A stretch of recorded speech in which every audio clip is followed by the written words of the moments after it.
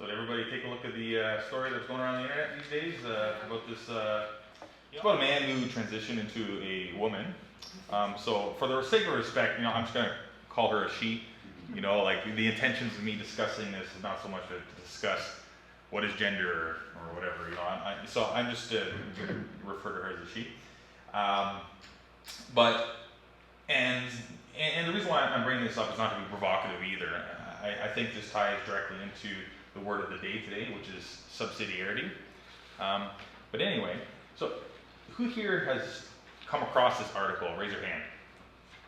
Okay, so most of us here, I guess Joanne and David. We didn't. Yeah. We didn't catch this one. Which one? Which article? This one. Oh, the one that I did not write is about the prosthetic breasts. So long story short, this man transitioned into a woman, and she donned prosthetics, large, voluptuous sort of prosthetic breasts. It's a high school shop class, among all things, right? And for most of us, it kind of generates a gut reaction, right? Some of us might be repulsed by it, or some of us might be open to the idea. Hey, this is what liberty looks like in the year 2022. But I guess I want to ask you guys, so how can we take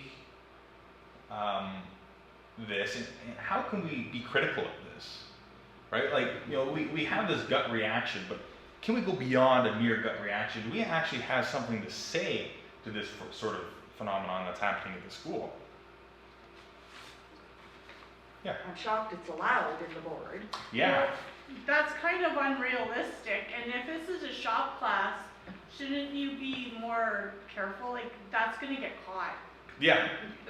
It's So kind this of is- dangerous. It is dangerous. But I mean, nobody looks like that, so I don't Yeah.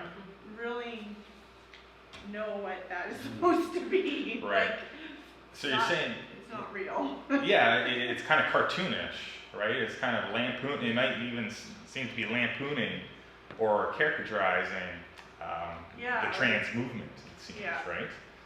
But what you're saying is that it seems kind of out of the norm, Yes. right? Yeah. Like, if anyone really was born that way, they would try to do the opposite of what he's doing right now. Yeah. Maybe. Yeah. I would think. Yeah. That'd be heavy. It is bad for your back too. Yeah. So. I think this person was trying to make an impression. Mhm. Personally, I think it's over the top. Mhm. Like, I don't think that's what that person wants to look like, but I think it's an over exaggeration. That's my interpretation of what happened. Right. Making a statement. Okay. So do you think she's making a political statement, or do you think she's making a statement to the students, or both? Well, yeah, Right. political through the students. Right. Yeah, because I was thinking about this too. Like, is this person intentionally trying to be provocative, or do you think she has this is a sincere expression of? That's not what I think. No, Right. I think she's trying to be. So I want to get back to John because John raised his hand. I was Sorry. basically going to suggest the same thing. Okay. With like added that, well, if it were a public statement, I think we should be a little careful with trying to decide what the thought process is of this person. But if it were determined to be a political statement, then it should be a public matter, Right. by definition, basically. Right. So it should be a public matter. Like, what do you mean? by that? Well, if it was an expression of self, then you could call that a personal matter. Right. If it was an expression of like political opinion, Right. then, well, in a public setting, it's definitely a public matter. Right. Do you think in reality there's a clear distinction between personal and public, or do you think No, there isn't? Yeah. no. Here it might, depending on what the next would say, it seems more obvious that it could be a political statement just because, well, it's so, Outlandish. if you wanted breasts, why get them so large? Yeah. Yeah. No. Yeah. Go ahead. I was just going to say too is that it's another way of actually saying it is socially acceptable to be who you are, right? And people in the classroom who are in a different generation Right. are supporting that, saying that, you know, it's okay to be who you are, and then at the same turn, she feels comfortable being in that situation because she's accepted by her students. Yeah. And so in a way, it kind of justifies that this is okay for me. Right, right. That's interesting. So you're saying there's a justification by the students, you know. But so I highlighted something in this article here. The HDSB, which is the Hamilton District School Board, recognizes the rights of students, staff, participants, or parents, guardians, and community members to equitable treatment without discrimination based on gender identity and gender expression. Right. So there's a legal basis to her decision to wear these things, right? And you know what's interesting is that being who you are is kind of a popular expression, because you use that expression, oh, be yourself, be who you are. But now it's no longer just, you know, a popular sort of expression. Now it's being enshrined in law, right? Which is interesting. So, any other thoughts? Yeah, I'd just like to comment on what Jerry's saying, because I think that Jerry has the right reading here. There seems to be some kind of overcompensation that's being done in where it's really interesting because it's so relevant to the discussion we're going to have tonight on Plato's Cave, because the deal is that I think that this teacher is trying to make she's trying to make, honestly, her breasts salient, or she's trying to make them stand out or be the center of the entire kind of her entire personality. Right. You can see that because your eyes are drawn towards that, right? Yeah. So the deal is that she's trying to kind of use attention or use salience in the same way that we talked about with advertisements, where they do this overcompensation, where they try to make this impression, as Jerry said, right? And that's really interesting because I truly believe that in her mind she thinks that she's living she's being authentic, right, in the display that she's making.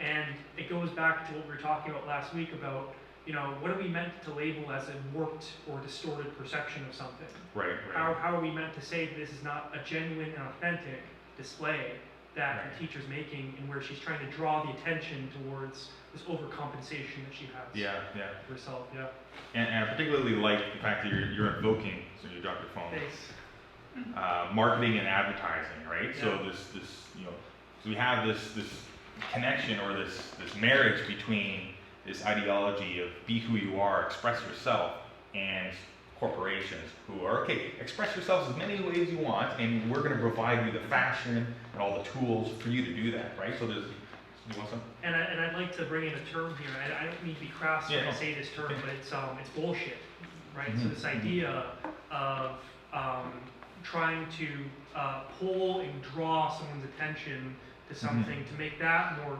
prescient and salient, make it stand out more, and to be the center of the world and the center of attention, but then to hide, or the beautiful world to conceal some other aspect that is more important than just that.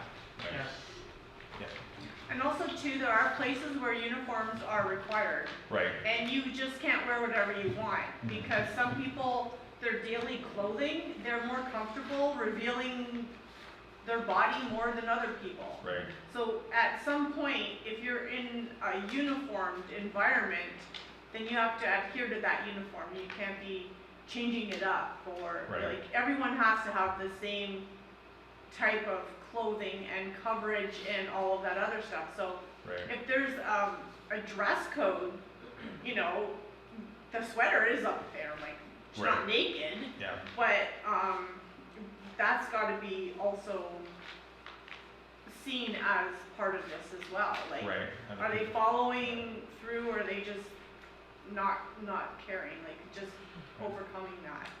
Sorry, you want to say something here? I was just thinking, if this teacher is trying to talk about transgender, that it's okay, doing that, she's made herself the laughing stock, in my opinion. I think, even though it's a different generation, that those kids are laughing at her, thinking how stupid you look. Not all of them, though. Well, I'm sure because some. it's so over-exaggerated, Right. I truly believe that. Right. But Lynn, the dress code, Used to be even 2 straps. It's not anymore. You see the young ones, shorts up to here. No dress codes at school. Nothing about swearing. But teachers should have a dress code. I don't Yeah. understand, like, Yeah, I do want to get back to the dress code.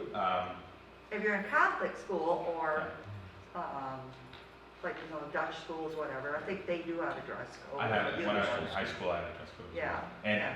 after reading this, it makes me appreciate it a little bit more. Well, yeah, I too, I'm like, It oh. makes sense of why there was a dress code there.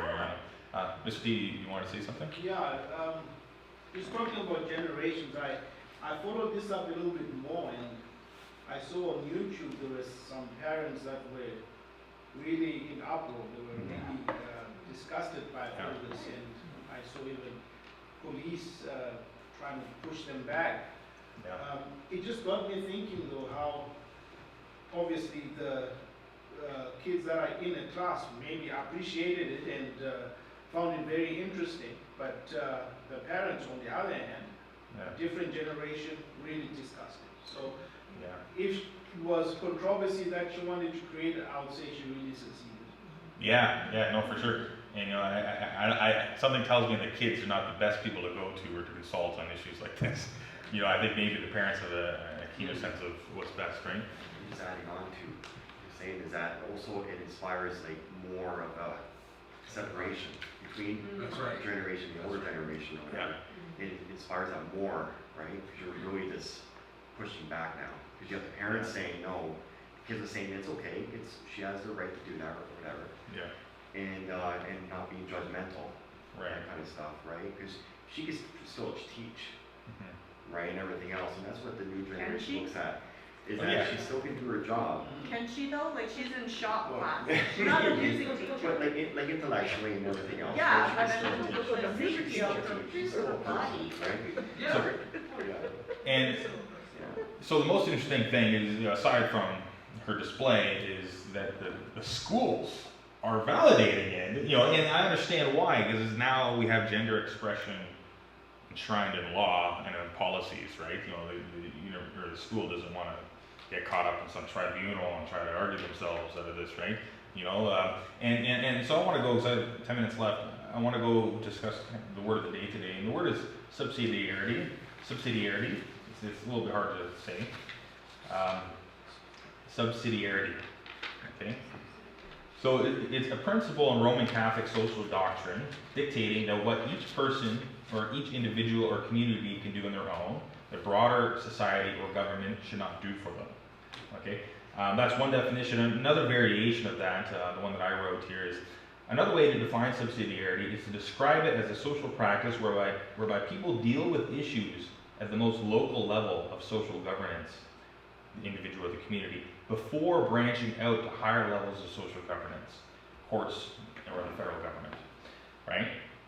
And now this is, you know, really important, because if you think, you know, if anybody in this congregation had an argument with somebody else in the congregation, you know, how are we going to resolve it, right? What do you guys think? Or say if you got an argument with your spouse, yeah, go ahead. Ideally, the two people with the problem would Exactly. figure it out Exactly. and not bother anybody else about it. And it's almost common sense, right? It's common sense that we begin with the two parties, then okay, maybe invite the pastor to mediate, right? And then we ascend all the way to maybe Justin Trudeau, right? Or essentially the Supreme Court of Canada, right? It's absurd to think that we're going to always invoke these higher levels of government to deal with all our petty little problems, right? But it seems, and you know, this is a great example, because now dress codes, you know, back when I was younger, the dress code, well, at least I went to a Christian school, so it's privatized, so they have more freedom to have dress codes, right? But now we're actually seeing legislation being passed that regulates, okay, gender expression, right? So now we're in a situation where the people, the individuals in the communities seem to not really have the wisdom or the knowledge needed to help people facilitate their own gender expression, right?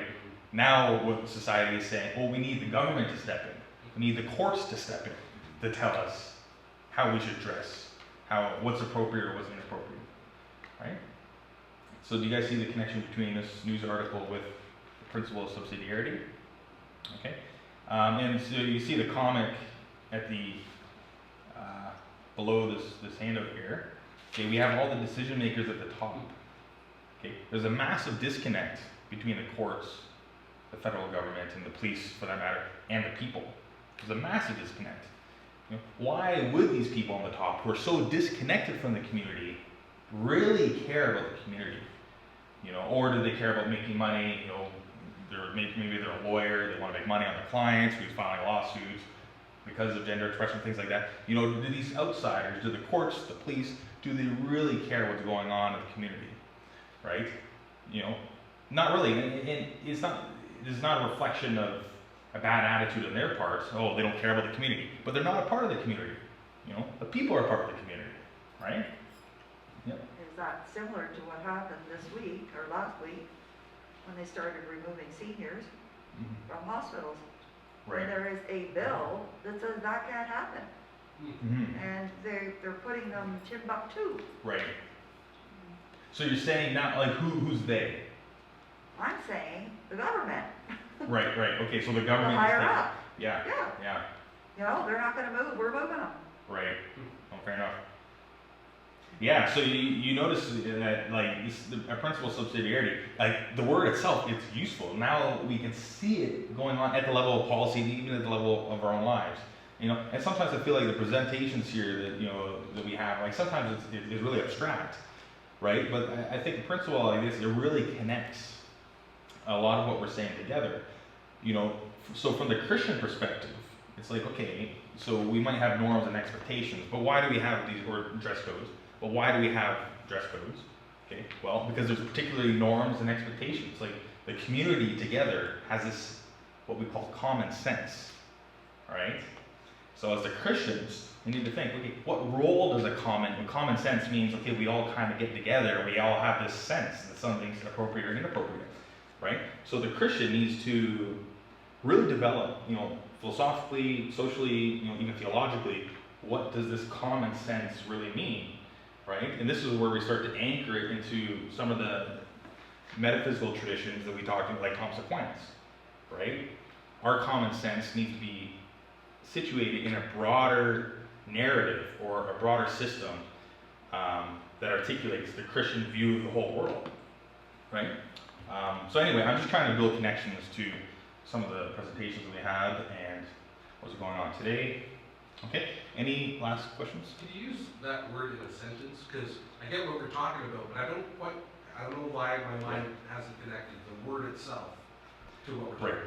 Yeah, I wish subsidiarity. Like Yeah. Is subsidiarity the practice of local governance? Yeah, well, that's one way to frame it. Like, there's multiple ways to define it, right? But I'm trying to think like subsidiarity. Right now, it's a noun. Like, it can be a verb. Like, it probably is, but Right. I haven't actually looked through all the grammar, the various expressions of that. So, Yeah, sorry, I'm not able to answer. No problem. It's just like Well, It's a difficult word to express. Yeah. if you think of the word subsidiary, Right. without the "idy" on the end, Yeah. a subsidiary is It's like a support. It's like you've got the top, like we've been talking about, Yeah. and then you've got all these smaller companies or Yeah. smaller Right. groups.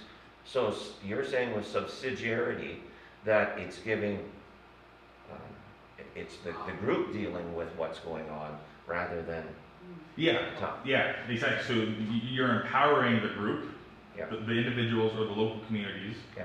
before invoking the higher authorities. right. Right? No, and it doesn't matter where they, you know, it could be, and this is within any hierarchical structure. It's not just with the government, like even in church governments, right? Like you don't go to the Pope, right? Your first step, right? So. Does Yeah. this speak to the sort of plurality of the benefit or like it's a good thing that this is how, for the most part, people do take care of issues, put it on a local level. This is Yeah. why we have communities. If you don't like the way Fonthill is, and the laws, like, okay, it passed these laws, these prohibition laws a long time ago. I'm sure there were people who disagree with that. So they probably left town. But that's the whole point, is you can leave town. And I guess on a higher level, the idea of the United States was supposed to be 50 individual countries, so to Yeah. speak. And if you didn't like the way the laws that were passed in your state, you could move to a different state. Yeah. And you would have different laws in different states because different people, nobody's gonna agree on everything. Right. So I would say, like, if you had a school, to go back to this example, and you could have one school where if people want to express their gender however they want, and Yeah. this is allowed, okay, have at it. I wouldn't put my kids in that school. I'd move my kids to a different school. That's the whole point, like, the freedom Yeah. to have that local governance, to reflect the people that are actually there. Yeah, yeah, because it's you're right on a couple of. So first of all, I think your earlier comments, okay, is about efficiency. Mhm. Like, this is actually the most efficient way to actually deal with problems. Right. Right? And it's interesting, this pans out in wartime, Mhm. okay? So in Russia, I think they say they're a democracy, but really it's a tyranny, right? Putin on top. Okay, one of the reasons why their military is so inefficient, because they actually have to follow orders throughout the entire chain of command, right? As opposed to empowering the commanders on the front line and making sure their troops have high morale and they're mobilized to make their own decisions independent from the government, or independent, or relatively independent from Putin himself, right? And this is where Western sort of militaries are a lot more efficient, because the frontline commanders, they're not going to try to overthrow a democratic government. Whereas in a tyranny, if you empower the military too much, they might overthrow the government. Right? That's why even China, okay, if they push their military out there, okay, are people going to defect? Are these militaries going to be strong enough? Who knows? But anyway, so subsidiary obviously is relative to almost any sort of institution or social governance. And also another thing that I want to mention is that our response shouldn't. The mistake that a lot of Christians make is thinking that, okay, we need to be more political action. Okay, we need to write to the politicians. But the same principle applies. Like, do we really think that the politicians are out there really going to solve our problems, right? Or should we turn into the community, focus on the community, and think, okay, well, if we think the community out in Oakville are doing things that are inappropriate, what can we do in our communities that's better? How can we focus on developing our communities, right? Instead of thinking, okay, let's write to the government and try to get them to change things, right? Any last comments? Yeah, I just want to say that to me, large scale change all happens to begin with, on a small scale. So for example, it all starts literally in your house. It starts when you wake up in the morning and you have the feeling you don't want to make your bed, but you do it anyways. And you go in and you brush your teeth and you wash your face, and you have this power, I guess it all starts at a very small scale level. Yeah, it's what Jordan Peterson often says, clean your room, right? If you can't, clean your own room or organize your own life, how are you expected to organize, the broader society, right? It's a very profound idea. Yeah. Because it's like, and it's deeply connected to religious liberty, because we can only really deal with these sorts of questions or problems at a community level, right? Is there a clock over there? No, I'm looking at the camera to make sure that it's recording everything. Right. Sorry. Fair enough. I do have to wrap up right now. This is the signal. Fair enough. That timer we talked about this morning, right? The timer. We can't live in a society. We can't live in a society. Be yourself, be who you are, express yourself. Because we live in a community. Okay. Sometimes if you express yourself in a particular way, it's going to put off other people in the community. We need to come together as communities to negotiate what's acceptable norms of behavior, right? And to do that, you actually need a community. Like, we actually need places like a church to actually discuss these things, right? Because if there isn't, if everybody's just dispersed, they never come together, we're not going to be able to agree on anything, right? So anyway, that's an argument for religious liberty, I think. So anyway, so I think that's it for me. And are you going to come? Sorry. I would just wanted Okay, to sorry. say, these things where it says here, Hamilton District School Board recognizes the rights of students, all these things, it's like there's no stopping point, there's no limit. Yeah. No standard at all. There's none. There's nothing. And, no, and there can't be. Which totally reminds me of, in the Bible, the book of Judges, where everybody did what was right in their own eyes, Yeah. and it just got worse and worse and worse. Like, it was completely like a big soap opera to me. Yeah. Like, there's no standard, yeah. Yeah. So it's not a smart way to go, but how to bring that in and have there be a standard with people who don't want a standard, they want to do what they want to do. I don't get it, because even where I work, my shorts have to be, you know, like, I don't get this. Well, who knows? Maybe it's not actually the case. Maybe you can wear whatever you want and then file a complaint to a tribunal. Well, you want to know what the old people do? It's a matter of you care about your neighbor. And how the you older feel. people. Yeah, the older Yeah. And to your point, the biggest issue with these so-called secular conceptions of morality is that they don't offer any kind of grounds to make moral claims that go beyond individual preferences, right? Where essentially, and Plato and Aristotle, some of the two philosophers that we're really talking about, they were religious men. They wouldn't divorce their religious beliefs from a virtue ethic or their sense of morality. It's intrinsically connected, right? So the divine essentially pulls us, or enables us to transcend kind of our baser sort of whims or fancies, right? And it's hard, the language of rights and freedoms, it doesn't have the sense of pulling and transcending us. All it does is say, you do your thing, I do mine, and mine, I'm not going to step on your toes, right? But in reality, in a situation like this, it seems impossible. No matter what we do, no matter our expressions of freedoms, always run up against somebody else. We're always stepping on somebody's toes. And the issue with that is that we have this increased politicization and legislation that regulates human behavior, right? So anyway, I should wrap up. It was good though. Thanks.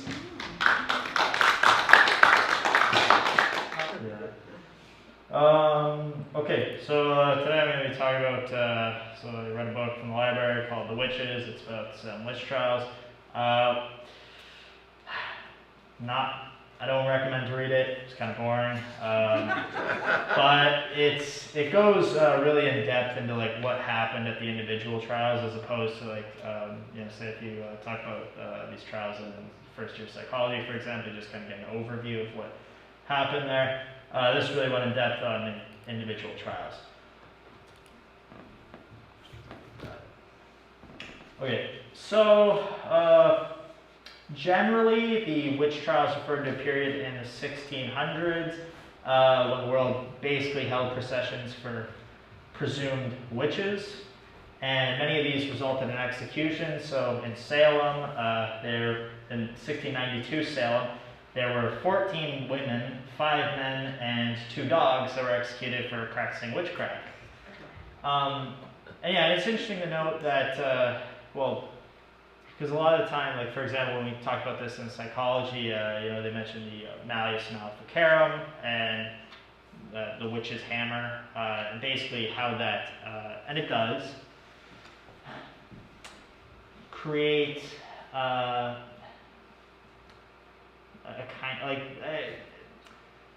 basically embodies women as the witches. That makes, I don't feel like I can say that right, but about 25% of the cases were men, and then some of them were, creatures. So the creatures were witches. yes, well, not really, right? But Girl creatures? Or there were magical creatures. yeah, well, the dogs, for example. So like in Salem alone, and Salem refers to like a town in modern day Massachusetts. 1692 Salem, 2 dogs were convicted and executed on charge of being witches. Anyways, in hindsight, we know this is ridiculous. Doesn't make any sense. Yeah, so the book doesn't give a lot of general history, but going through the individual trials, we can still learn a lot. So the main trial that I'm going to focus on is the trial of Sarah Good in January 1692. So this is the very first trial that occurred in Salem for witches. So, and it's the reason I want to talk about this one in particular is I do think it's the most important story because it tells us, well, how does this actually start at the beginning, and pretty much from there we can predictably figure out, well, how did things get worse.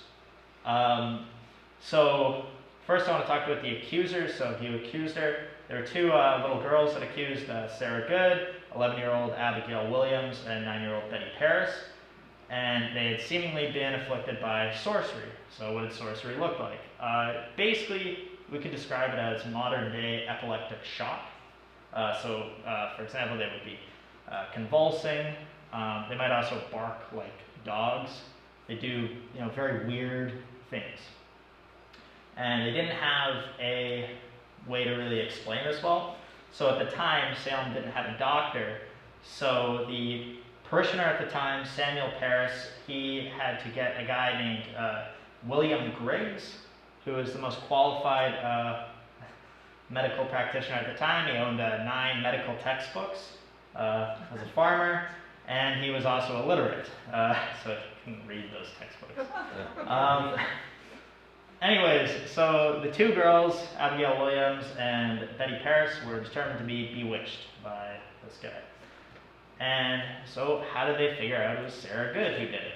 Well, the neighbor, Mary Silby, a mother of 5, volunteered to catch the witch.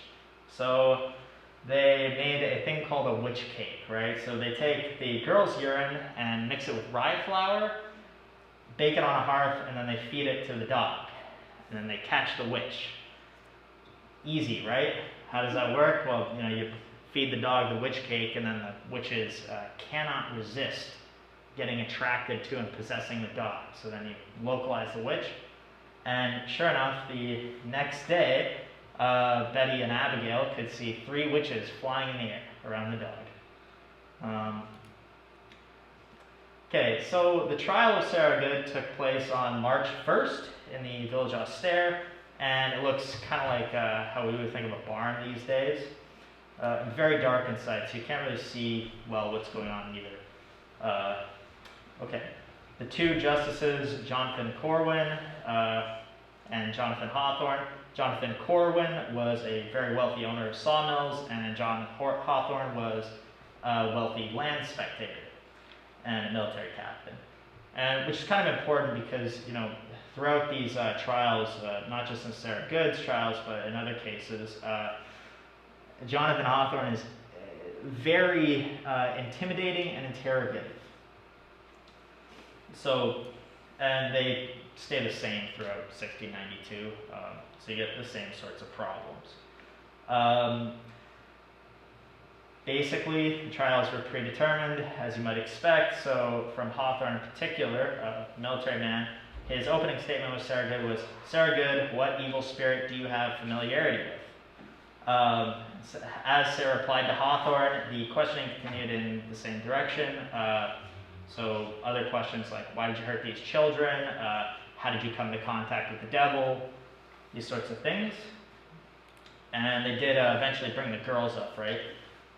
It's kind of an interesting situation with the girls because, one of the things that they kind of do too is like create these associations with things that the convicted would do. So, for example, if the convicted was scratching their head, they might start to shake around like this, right? And then eventually someone in the stands will notice that that's what's going on, that they're causing the girls to convulse when they scratch their heads, for example. 2 other accusers were also implicated in this point. So I mentioned originally it was Abigail Williams and Elizabeth Hobbs, Betty Paris. Two other girls entered at this point too, Ann Putman and Elizabeth Hubbard, and all 4 girls recognized Sarah Good as the woman who had confronted and inflicted it. And when they came up, they all began to convulse. So there were a number of factors leading to her conviction. So for example, her answers adopted a very wicked and spiteful manner. As she had grown tired of the proceedings, something her husband said about her was either she was a witch or would become one very quickly. That was implicated in her hearing. And this is an interesting one. So they reported that there was a mark of the devil beneath her shoulder. But, well, one, this wasn't, I don't think this was actually investigated before she went to prison. And the other thing is that these marks of the devil were not very well defined. So sometimes they were birthmarks, sometimes they were tattoos. Who knows what they are? Okay, so a couple things I want to talk about before we talk about the themes. I'm going to go over 2 main themes.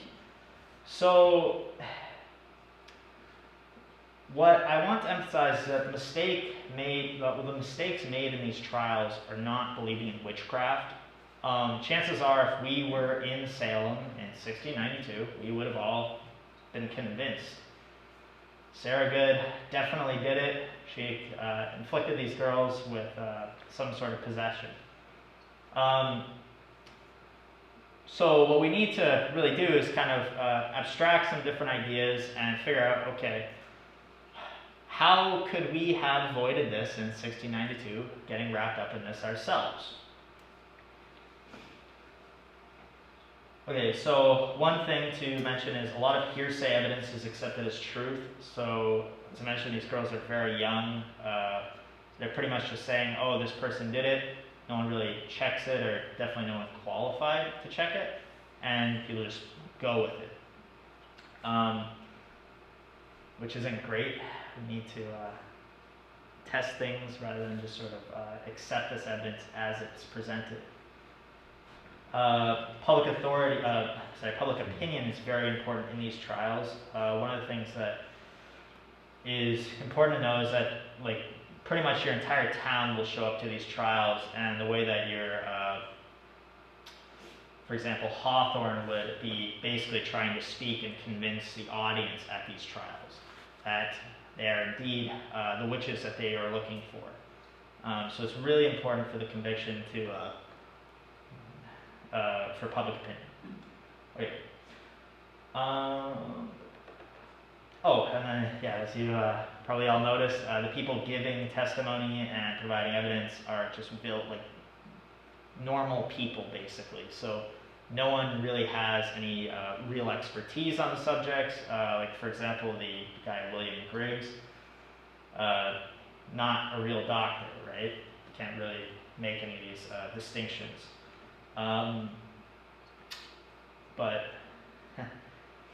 So I guess, with that said, right, the community doesn't really have the ability to reach out at this time to other people to garner the resources, so they're just kind of doing the best with what they had at the time, but that is something that caused some errors. Okay, so first discussion theme I'm going to talk about then is logical fallacies and being misled by authority. So, question on everyone's mind, would I have believed in witchcraft? Okay, so first question is, how do we know witches exist? So just going to kind of open the floor to discussion here, and we're going to talk about why these different things are wrong, or how these things could be reinterpreted, for example. So first I'm going to talk about is going to be a pretty provocative one, but we all need to know that this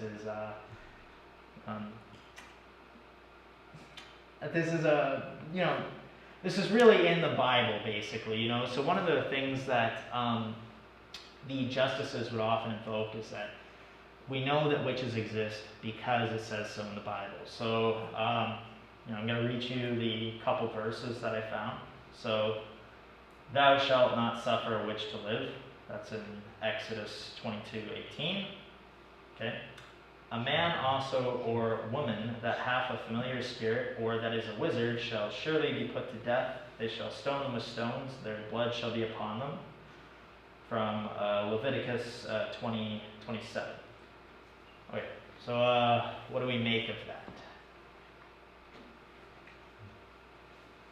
Reflects the culture of the time. Yeah, What did he say? reflects the culture of the time. Yeah. So, yeah, pretty much like, well, Matt probably said this better than me. I don't know if you want to say this, because I know we talked about this, but, well, about why, okay, first, you know, when I say this, does anyone agree that, like, everyone agrees that witches don't literally exist? There are people who say they are witches. Yes, yeah, there could be. That doesn't make it so. Yes. Yeah, like the example of the husband calling his wife a witch. No, I think actually to caveat that, I think he really meant that she was going to become a real witch, but you know, in the modern day when we use the word witch, we're referring to it less literally. The same sort of thing with wizards at that time. You know, this could be, for example, a word to describe a magician. Or something. Sorcerer too. Yeah. Well, there are people today who practice witchcraft and they call themselves witches. Do I Right. believe they have that power? No. But I think they're dabbling with potentially evil spirits, Okay. and that could cause difficulty. Mm-hmm. But I don't believe in, the Halloween sort of witches that Yeah. Yeah. Well, I mean, like you mentioned, you know, even if they were kind of like congregating with these evil spirits, could they really direct them to specific people for who knows what? You know, what reason would Sarah Good have to inflict Betty Paris and Abigail Williams? And then after she gets convicted, to also deal with Ann Putman and Elizabeth Hubbard.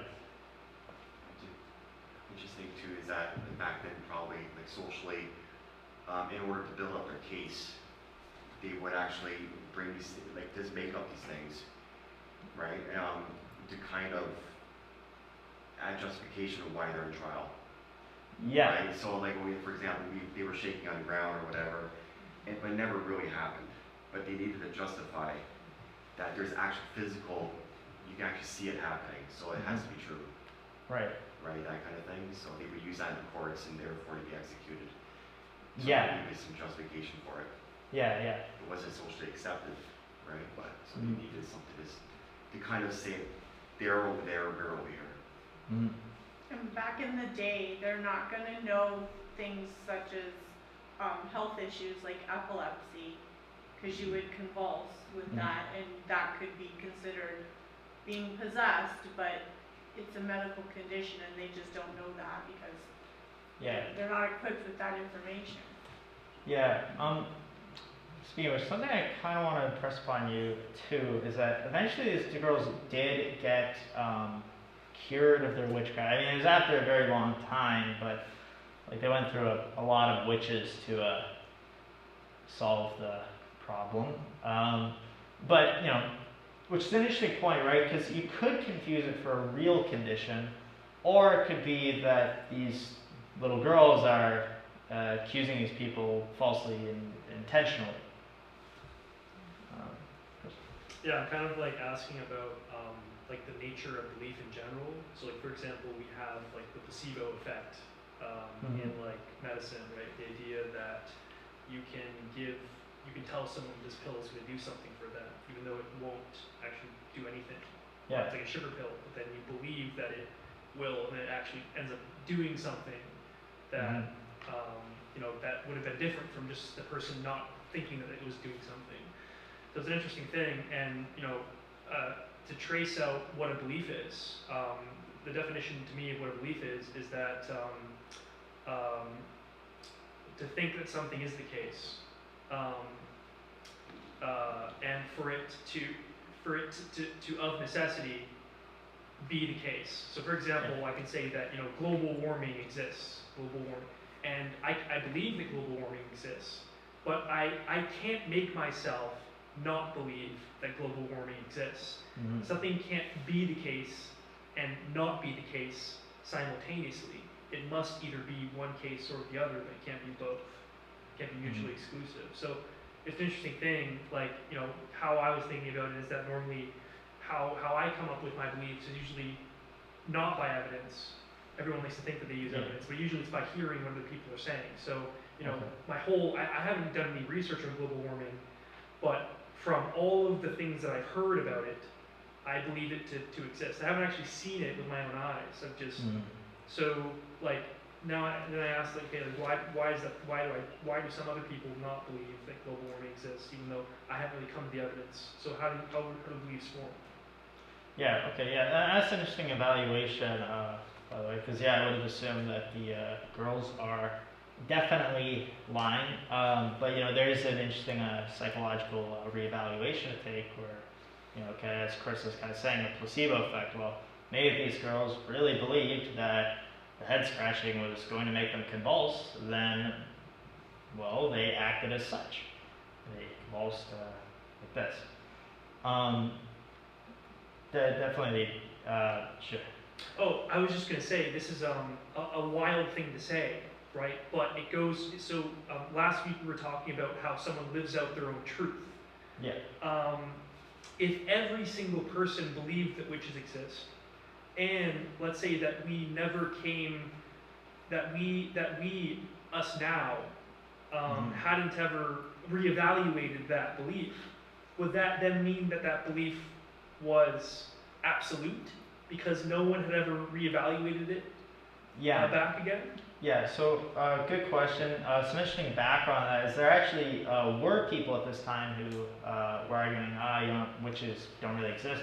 And even like a less extreme view, like, okay, if witches exist, then we can't prove that these people are witches anyways based on this evidence.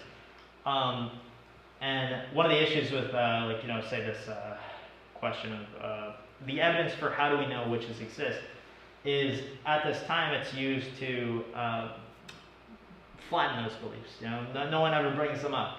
If you bring them up, if you don't believe that witches are real, then you yourself are probably a witch. So, probably can't call it an absolute belief, but like effectively, I was gonna get at this. So basically everyone believes that witches are real. I mean, you have like some academic philosophers, for example, saying they might not. Yeah, I was just thinking, like, it only takes one person to deny that that's a reality for that to not be the absolute standard. Mm-hmm. Okay, sorry, just want, did you have something to say, Matt? I know you had your hand up. I don't know, I do have some things to say, but I'm just letting other people discuss. Okay. Joanne? I was just gonna say, your question was, if we were there in 1692, how would we have prevented ourselves from being carried away by this idea? Critical thinking, which is what we're trying to learn here, by saying, there's no real proof. And also the open mind, which is I think what Chris was saying, to realize there may be another explanation, but we don't have the ability to figure it out right now. We don't have the technology. I don't know if they would even use the word technology back then, but there are things we don't yet understand. It doesn't mean we're going to put this person in prison or execute her but human nature likes to blame other people for our problems, and I think that's a big root about this. Definitely. One of the reasons why some evidence, for example, a lot of the people who are accused are like wealthy, or another example would be like the accused might be you might be a slave accusing your abusive master. So things like that. But definitely like being open-minded to a different position on the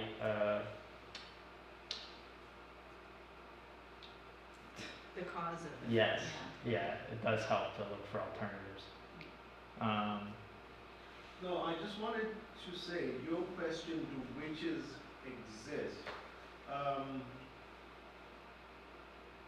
Is it that, is your question, do they exist? Or the people who say they're witches, do they really have the power? The reason why I say that, where I come from in Africa, there are some, it's hard to give a literal translation, but they call them magic doctors. Okay. And people go and pay money to get powers from them to cause harm to other people. So there are people who say, yeah, I'm a witch, and I can give you portions to do whatever you want to do to harm your enemy, for example. Mm-hmm. So there are some people who say, I'm a witch, and I can give you the power. And it's quite popular, and I was surprised that they're actually even on YouTube now. Yeah. But speaking in our African language. So it's just interesting how, society and where you are, people would think, yeah, witches do exist. Like where I come from, many people think they do exist because of the existence of people who already say they're witches. Yeah, yeah, especially because, you know, like for example, in Russia, there's like these kinds of witches who like make predictions and then give you these weird cures for things that like sometimes work. And I think one of the reasons why we're so convinced, for example, that these people really do have powers is that sometimes their ridiculous solutions do end up working. You know, like, I don't know, maybe it'll give you the eye of a newt to eat. And then it'll stop making you anxious. Chris? I think Matt has something to say. Oh, Matt? I was looking for my coffee, but I will say something. Oh, there it is. I will say something though. So it's interesting with subsidiarity. I mean, you know, we deal with issues most local level, but sometimes most local level doesn't really have the solutions, and which I think you were alluding to is that these are relatively isolated communities that's not held accountable by a broader community with maybe more better understanding of these issues. Yeah. Right? So there is a sense in which communities, when they're isolated, and I think this is an issue with Protestantism in particular, because it's not a centralized sort of theological movement, is that if you have isolated communities, divorced from the university, divorced from broader society, they're going to start having fantastical ideas, and there's going to be sort of this sort of mass hysteria mindsets. So we need broader society to keep us, the communities, in balance as well. So subsidiarity is not 100% for the community. You need to have both. Yeah, exactly. Okay, I'm just gonna start wrapping things up then.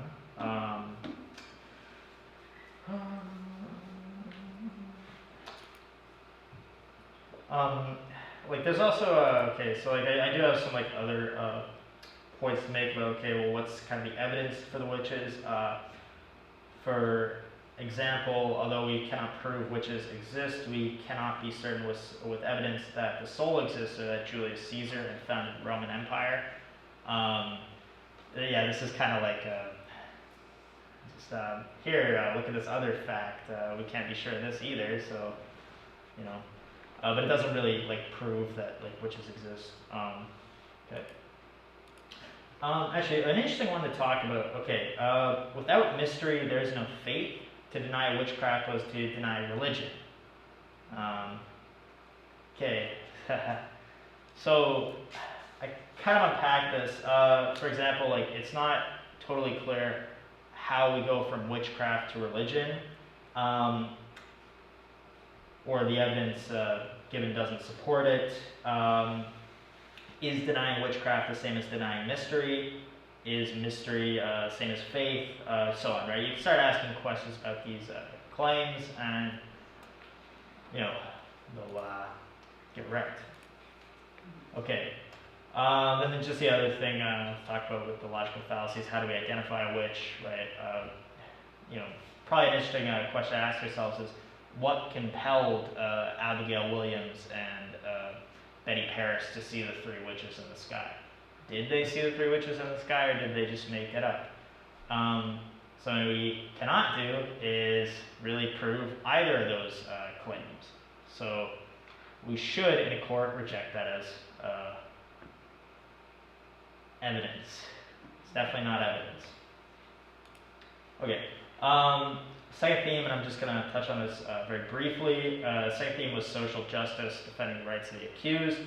So basically, if we don't defend the rights of the accused, and like in the Salem trials, we lose the opportunity to defend ourselves if we get accused. And this was obviously very important in the trials where the accused basically had no rights. I mean, the conviction rate was very, very high. Yeah. Yeah. Just a very modern example of the so-called witch trial is that I think back in the 70s in California, I forgot which county it was, but there was a satanic ritual abuse scandal, right? And what's really interesting about this scandal is that, okay, and this is not a religious, I mean, it's satanic ritual abuse, but the people prosecuting this essentially daycare, there's some daycare workers, and I think you're shaking your head because you remember this. Yeah. There was a mother and a son or something that were running the daycare. Yeah, and what ended up happening is that we have the hospital, essentially believing what some children, some fragmented imaginary story that a child had said. We have the hospital believing it, we have the courts believing it, the police all believing that this satanic ritual abuse taking place. And some people got convicted because of it, right? And I don't remember all that happens, but then another lawyer was reviewing the case and reviewing all the evidence, and what ended up happening is the convictions got thrown out, and because there's virtually no evidence, because I think the allegation was based off of one of this a child went home and started complaining about an itchy bum, and it was crying at night. So from that, the mother believed that she was abused, told other people, and then you tell the kid, oh, he must have been abused, and then it spirals out of control. And then there's no real due process because the whole society is essentially against these caretakers. And yeah, it's an example of a modern mass hysteria. And without rigorous due process, it's really easy to point the finger when it aligns with your own sort of emotional compass or whatever. Yeah. So. Yeah. Or untested belief. Yeah. Okay. Any comments, by the way, for closing? No? Okay. Cool.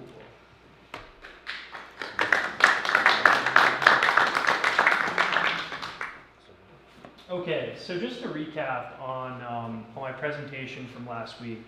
So last week I was talking about this philosopher. He was around 500 BC.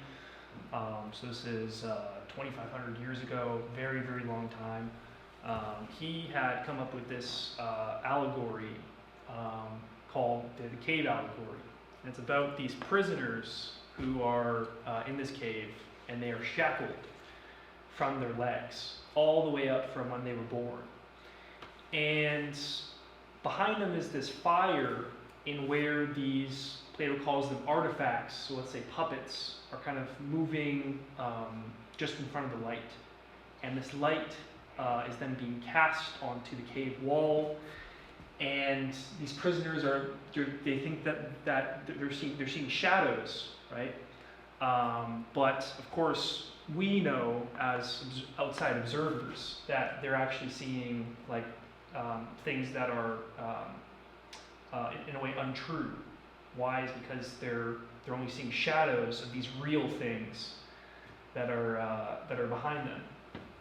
And Socrates, who is the mentor of Plato, this is how Plato writes. He writes these dialogues in where his mentor Socrates who was this, I call him a living carnival because he had so much weight everywhere he would go. He would talk to these people in the marketplace and he would question them and so on. So he writes these dialogues about his mentor, and we see Socrates talking to other folk that where he'll travel around Athens and talk to people that are for example, the people at the lowest spectrum of society. In other words, people that are peasants. He'll talk to people that are the elites as well. He just talks to anybody. Anyways, he's having this dialogue, and you can go to the next slide, Dan. And I just went over the 4 different stages that happen in the allegory of the cave. So we learn about the life in the cave, and sadly I don't have time to recap all of that. But we also learned about this unsuccessful liberation from the cave. Socrates thinks of this idea: what if this prisoner was unshackled? What would happen? So then Socrates says, okay, you'd probably start to kind of walk and move, and he'd look behind, he'd slowly turn behind him, and he'd see all these things: the puppet master kind of waving these artifacts around. He'd see the fire, and he'd see everything. But Socrates makes an interesting claim. He says that this prisoner, instead of saying, wow, those things are real, he'd actually turn back to things that he always knew. So he'd say, oh yeah, the fire or whatever, I don't know what the heck this is, but I'm going to turn back to what I've always known, which would be shadows. These shadows I'm comfortable with, I'm familiar with them. These things constitute my reality, so I'm going to look at them.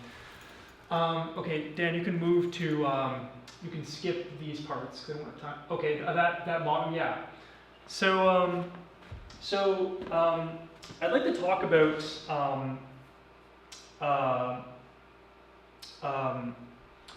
I'm going to try to incorporate Plato's idea of the good, which he thinks is an absolute standard. I'm going to try to incorporate it into this allegory of the cave. But I'd like to start off with something, which is the relevance of what Plato calls the forms. So we were just looking at that cave, right? And there's this passageway that actually stretches all the way out to the sun, or the outside world, from this cave. And Plato thinks that the good, which in Greek is to agathon, is sort of where we can come into contact with the most real thing. He thinks that it is the most real kind of thing that we could possibly ever come into contact with and understand. And so I'd like to ask, okay, how are the forms, which Plato says the good is the highest form, and I'll give a little recap on what the forms are, because we did talk about it a little sessions ago. But he thinks that the good is the highest form, or the highest idea,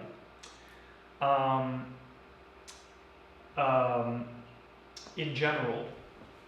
So we talked a bit about the forms a couple of sessions ago, and what the forms are is I can look around me right now and I can see that there's all these different shades of black. I can see the window pane here, and I can see the night that kind of falls behind this window pane that is black.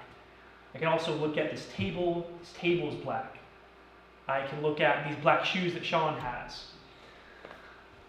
There's all these different shades of black, but how do I tell them all apart from each other? You can say that, oh, it's just the light. It's just the way in which light comes off of those things, and then it then gets, I then receive it, through my eyes, and then travels to my brain, etc. But Plato wanted to give an ontological account of this phenomenon, in where we are able to differentiate and distinguish all the different kinds of things that we normally on an everyday basis come into contact with. Now, ontological is the study of the nature of meaning.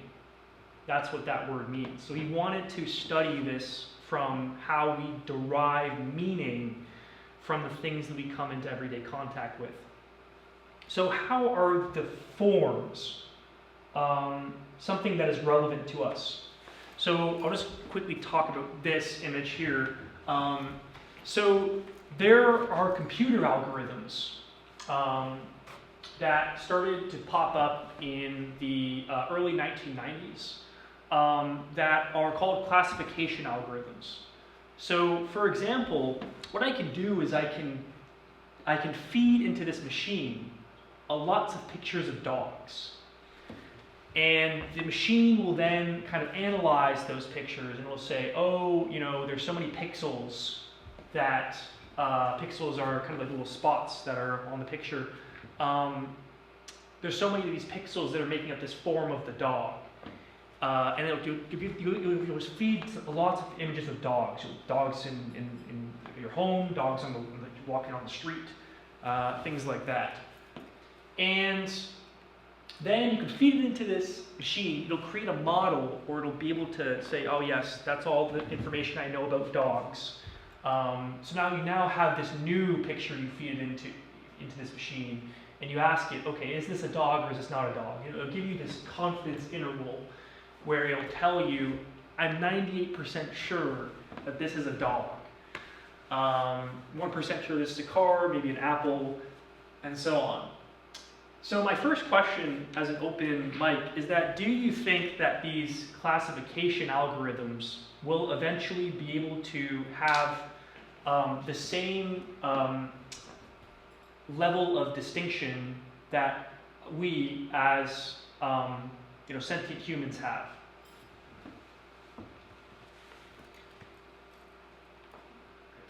I just think that, for example, like looking at the picture, like there's 3 categories that you look at: the distance, cool, the motion, yeah, that's really cool, and the coloring, right? So, I mean, I think as people too, is that we do the same thing. Yeah. Is that we look at distance, we look at the motion, we look at the color, and we put everything immediately together and come up with an answer. Yeah. What it is. And with that, because it's a computer-generated model, I'm guessing, right? Yeah. Is that it's saying that because of the motion, it's a car, the apples, the red tongue, that kind of idea. So it's taking different aspects of the picture and putting it into something that we already know. Yeah. That makes sense. Yeah, that's a really good way to say it, yeah. So I agree that there's so many different layers that we have that the computers don't have. The computers are using measurements, and they're using pixels, they're using spots on the screen. But this is the interesting thing, right? It's that I'll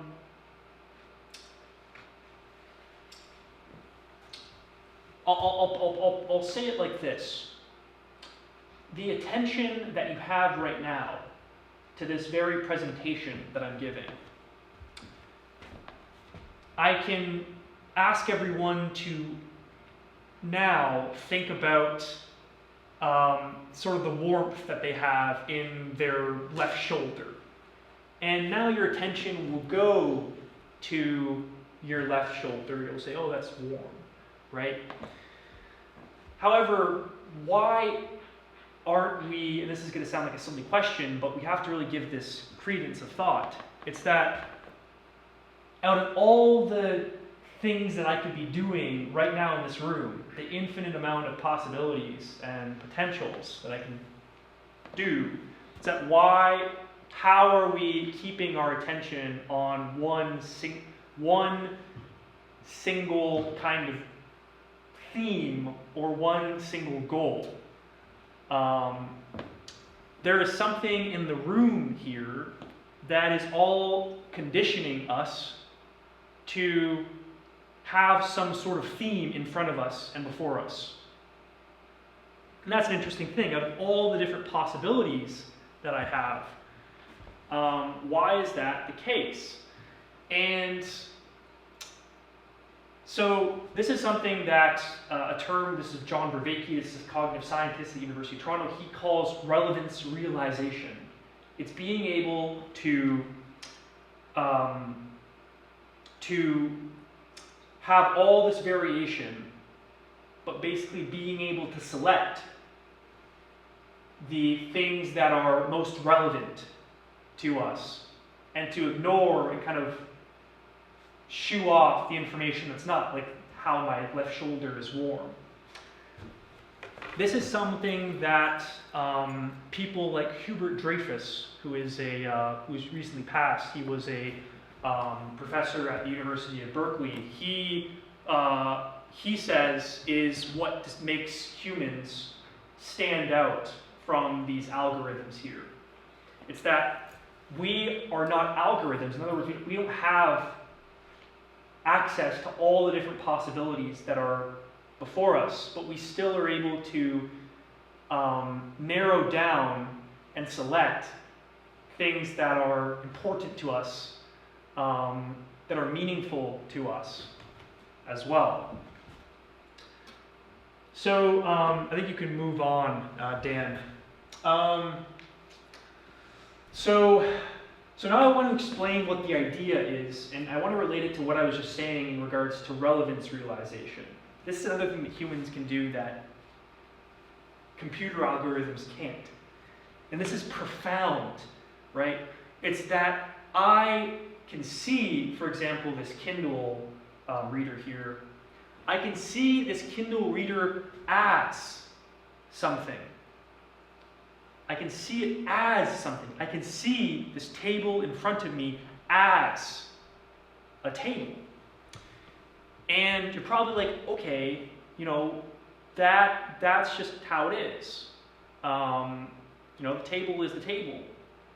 When I say as, so that I can see the table as the table comes into being, or in other words, it comes forth as the table. And this is what Plato means by the idea. It's not the idea that we normally think of in regards to, you know, I have a great idea, let's do this. You know, or you know, that's an idea. This is something that relates to how we interact with the world around us. And this is a word that we've come across. This is existential. And one that I'd like to articulate the Christian vision and say, you know, and try to say how the Christian vision tries to accomplish this as well, but that's a different story. But so here's the thing. So basically, he thinks that the idea of the good, he tries to use it in this metaphor as the sun. And this is a thought experiment that he comes across. So this is a thought experiment that Socrates is playing with. He's saying, okay, like, what if the prisoner was dragged out of the cave? And he says, and when a prisoner dragged out of the cave came into the light, with the sun filling his eyes, wouldn't he be unable to see a single one of the things now said to be true? Tonein legomenon elephon. I suppose then that he'd need time to get adjusted before he could see things in the world above. At first, he'd see shadows more easily, then images, idola of men, and other things in water, then the things themselves. So this prisoner is, in this thought experiment, this prisoner, you know, as we talked about last time, this prisoner, if he sees the things behind him, he won't go to them. He'll go back to what he already knows. So in this thought experiment, Socrates is saying, okay, what if the prisoner, you know, wasn't unshackled, and he didn't have the freedom, that he was forced, that there was a violent force that dragged him out of the cave? What would happen? So it's interesting that it's going against man's own understanding, if you will. So he's saying that first the man would see the shadows more easily, so because he's adjusting to this light. Then he'd see the idola of man and other things in water. This is an interesting thing. It's that, you know, let's say that I see something like a reflection in water of a person standing behind me. You know, how different is that reflection than the actual person standing behind me itself, right? So he's saying that there's this, as Matt was talking about last time, there's this, I'm gonna say this right, these gradations of being, or these levels of being. In other words, where you start from something that is the most unreal, and then you then move to something that is more and more real. A beautiful word I came across is that something becomes more beingful. Something becomes more beingful. In other words, we say that, I think I said it really well last time, that we say some things like that's, to speak of it as if it's like a decoration or an adornment. I'm just gonna try to do this. Yeah, it's on a tie. That's good. That's a good idea. Cool. So there's these levels of reality that Plato's getting at. And he's saying that then, finally after seeing the shadows, right, he's adjusting to the sunlight, then he's seeing the reflections in the water more clearly, and then he finally then sees the things themselves. After all of this, he says that the sun is the idea of the good, is the last thing to be seen, and it is reached only with difficulty. But when one has seen it, one must conclude that it is the cause of all that is correct, or fond, and beautiful in anything, that it produces both light and its source in the visible realm, and that in the intelligible realm it controls and provides truth and understanding, so that anyone who is to act sensibly in private or public must see it. So I want to return to what the idea is. Idea comes from idean, which is to see. And specifically, this is a special kind of sight. It's not, when I said that I see this table as the table, I'm not talking about sensory perception, and that means I'm not just talking about the aspects of the table. Oh, I'm seeing the table as the table because it's black and it has shape. I'm actually seeing the table as the table because this beautiful word is genestai in Greek. It's coming into being as the table. And why I'm talking about this at all is because I'm trying to reach at something that is present in this room at the moment. That is what I was saying with relevance realization. In other words, that we are all at the moment guided. We are all in the moment. How have I set this? A second. The good, this is how I put it. The good is the background empowerment of which all depends on, that guides us to the co-shaping of our participation between how we are simultaneously producing meaning and how we are realizing that same meaning within us.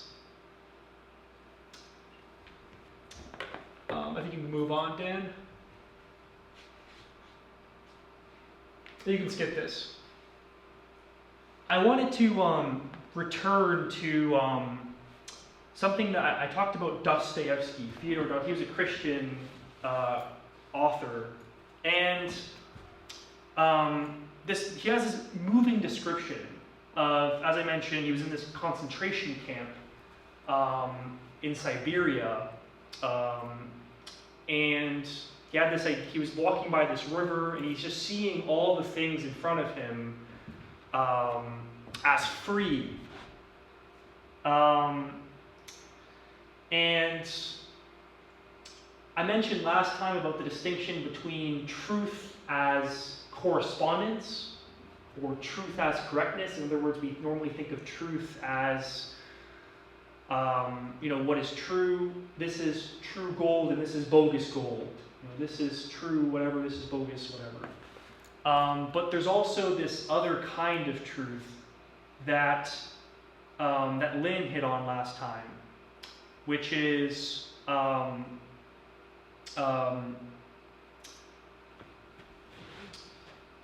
that is not the whole story of what it means for something to be true, but that rather,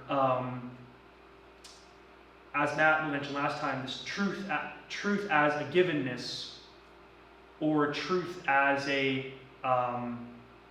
as an unhiding, or as something being revealed to you that you would have never thought to be the case. And that's the kind of truth that I think Plato is hitting on. Is it possible to call that a deeper truth? Like, you can think of truth as that original definition you brought up first part. Yeah, right. Truth corresponds to that which is... Yeah, the state of affairs, right. Yeah, the way things are. Yeah. However, that doesn't speak to necessarily going deeper, right? Here's the interesting thing. When I say the lights are on in this room at the moment, where is the truth there? We normally think that it's in the proposition. We normally think that, oh, the truth is in the proposition, that it's either correct or incorrect, right? But how does that truth come to be? It comes to be from the source of where the light is, from, I call it, the home ground of the light. And the benefit that we are all deriving from it.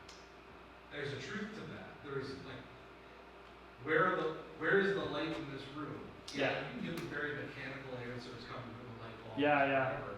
But the light is coming from the choice that we made to meet in this room, to talk, and to benefit from seeing one another, hearing one another. Mm-hmm. Matt, you have something to say? Yeah, no, I just want to just point out to the audience, that even though Plato, it sounds like what Plato's trying to articulate is really complicated stuff. It is really something. It is really, ironically, as simple as, look, there's as what you're saying. Yeah, the light's on. Yeah. Okay, yeah, is the truth in the idea that the light's on? No, the truth is there, and we can simply point to it, right? And what makes something valid is us as a community. Okay, recognizing, okay, well that's the truth. There it is, right? And we rely on people's testimonies, Mm-hmm. So whether or not the truth, the light is on, we don't have to prove it's on. We don't have to, start measuring light waves or bidding and things like that. You can simply just point to the truth. And what Plato is trying to do, he's trying to articulate how is it possible for us to simply point to the truth? Like, who are we as human beings that has this capacity to engage in the world around us, right? And in such almost a simplistic way, but also in a very proficient way. From the Christian view, the reason why we can see the truth, that we can point at the truth, is because God gave us the capacities to see the truth, right? But anyway, I don't want to go on a tangent there, but I think your illustration of, hey, the light is on is exactly what Plato is trying to expound or explain or philosophically reflect on. But what the idea is so when I say I see the table as the table, I really mean that I'm seeing something other than just the substance or just the material aspects of the table itself. That really I am seeing being. And what I'm meaning to articulate with this Dostoevsky quote is that that you can attune yourself toward seeing the world as this givenness, as this beautiful, this consecration or this gift that we all have in front of us and that we always take for granted. Yeah, John. This might be off the wall a little Yeah. bit, right? Oh, it's good. Yeah. But if I might be wrong, but everything's made of atoms, Yeah. right? And we're Yes. also made of atoms. So there is an understanding between the table. You know what I'm Yeah, trying to I say? see It's where like I see where you're going. I see where you're going with that. That's interesting. So Yeah. you're saying that there's something other. Yes. Yeah, a deeper energy. Like I understand I understand it is made up of the same thing that I'm made up of. Yeah. That kind of idea. I see. Yeah. Right, like on a more of a. Yeah, that's really interesting. But this is Dan. No, I can take what Sean's saying and use like a biblical metaphor. You know, the Bible says we're made in God's image. God is the creator in the Bible, right? And everything came from his mind, his will, so to speak. And if we're made in his image, that means we're going to have that same, or not same, but a capacity for creation, for identification, right? And so because we're dealing with the things that are in this room or wherever we are, we're seeing it at a higher level. Yeah, interesting. Then I don't even know what you could compare that to. The classification algorithm of the computer. Yeah, just right. That's right. Yeah. A computer would be able to observe things, but not in the same way that we can. Yeah. It's like a baby. Like we'll put something on a table, understanding it's solid. It can hold it up. It's not going to fall off the table.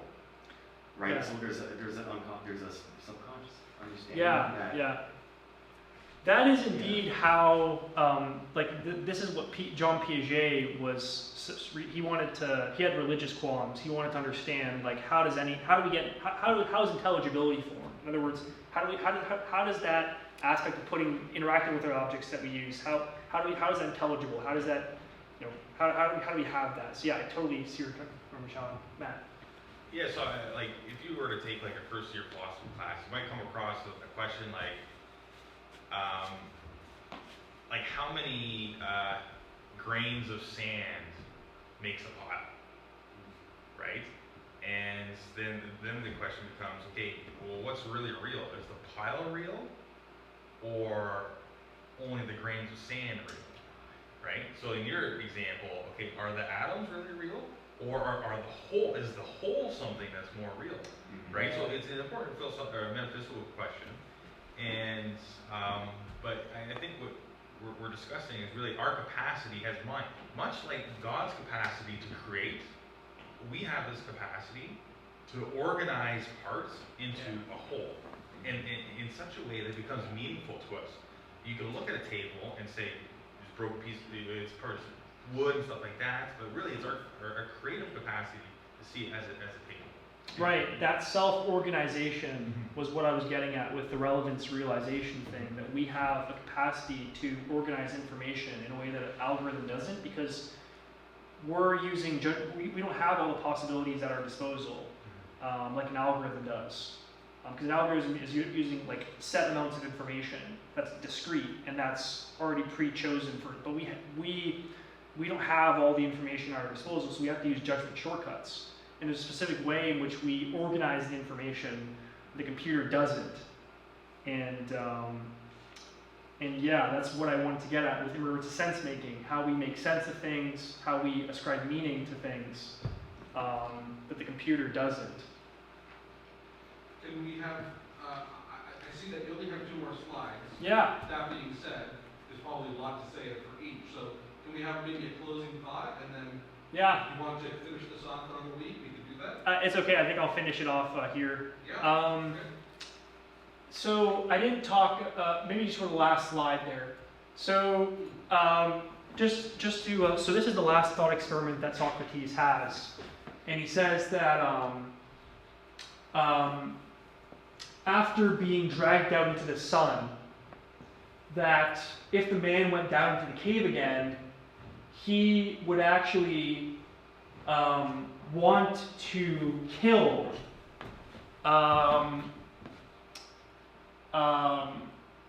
get the person who was dragged out of the sun, then went back to the cave. He would want to get his hands on him and literally kill the person who dragged him out of there, because of how furious he'd be.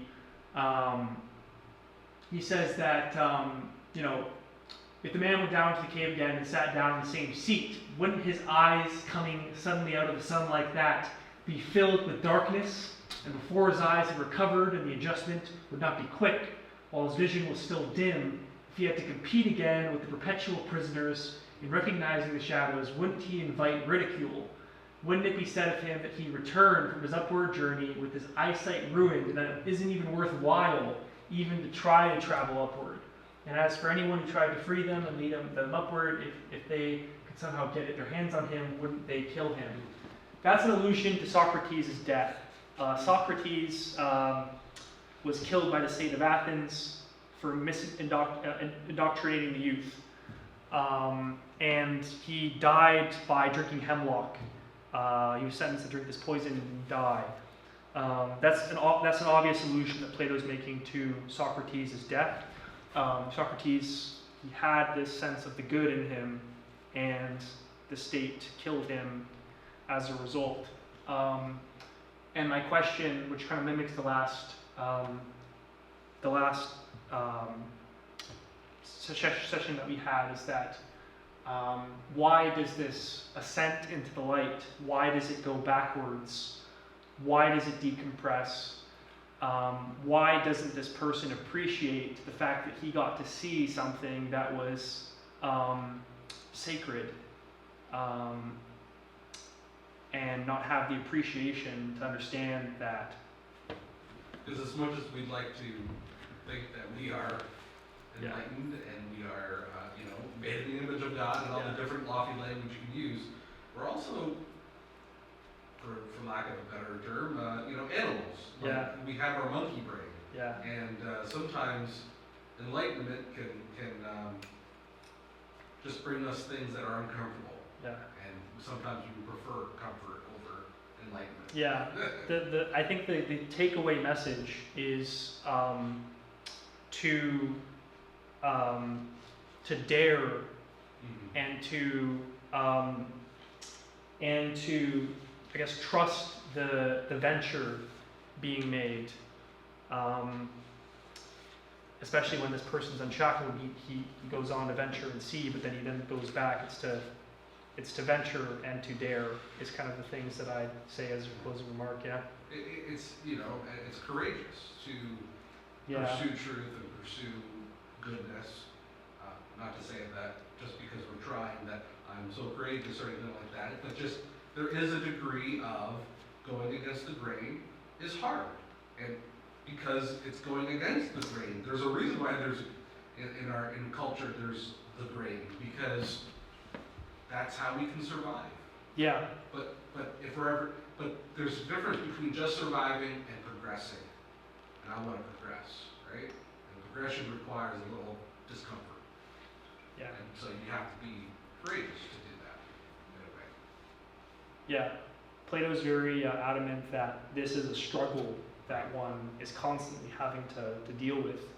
And that's what it means to be a follower of Jesus, a genuine follower of Jesus. Like, not somebody who just goes to church and says they're a Christian but lives however they want, but somebody who's genuine and committed to being like Jesus, right? Yeah.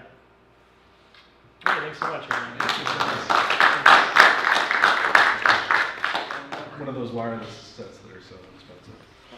Father, thank you so much. We recognize that as we come before you and pray to you and live before you, that you are the source of all the epitome of everything that we're talking about here, Lord. So that's why we commit our lives to you, and we commit our lives to wanting to be like Jesus, who showed us everything that your goodness and your life should be in a human life. We thank you for his example and pray that we'd all continue to move forward and progress to be more like him. Pray in Jesus' name. Amen. Have a good night, everyone. Good night.